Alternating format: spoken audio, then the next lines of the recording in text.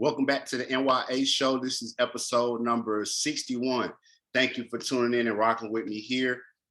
I'm going to go ahead and get a couple of thoughts off early on. Let me go ahead and get my screen right, stop my share. All right, well, get some of my thoughts off first. This is my story tonight is about 10 Black female officers that filed a discrimination complaint towards their police department. And it's over a variety of things that happened over a number of years. I would like to say, of course, we look at both sides. I'm more so linked to these women because in my own personal life, I've seen these type of things happen, and people who are supposed to take accountability don't do it because that's just the name of the game. Accountability in every case of something going wrong, there's always the case of accountability, and it's never taken into account in most, it's never in most of these cases. But I want to also say that you and people may be on that other end in different type of situations. And you're not the police. You could be the manager at Burger King. You could be the overhead of a team project. When you and other people come to you about things and you have certain relationship to the people that they talking about, a lot of times you're going to try and curve it to stop taking it to the next level to try and protect whatever interest you have with that person. You don't think that people would do that when it comes to things like people being bothered at work, harassment, things of them natures, especially racism.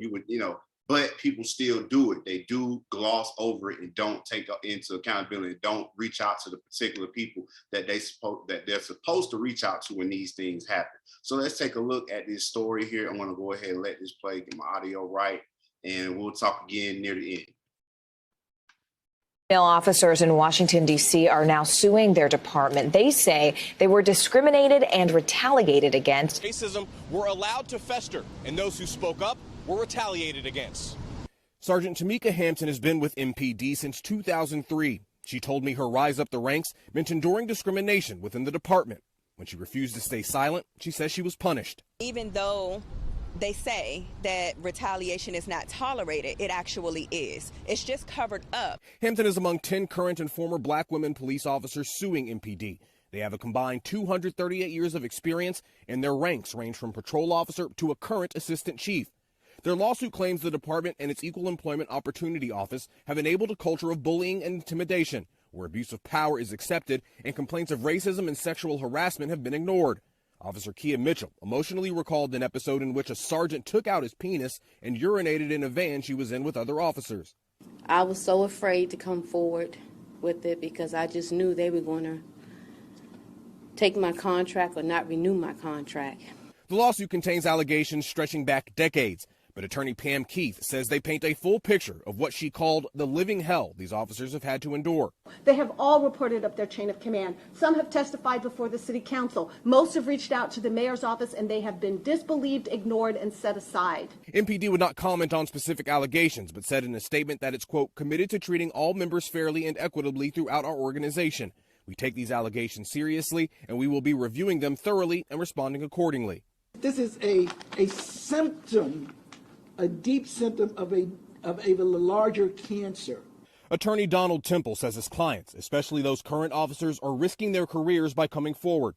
Sergeant Hampton says it's worth it. She believes the district and MPD will be better for their courage. I really did not endure this for this job. I endured this for my community. In the district, Corey Smith, News 4.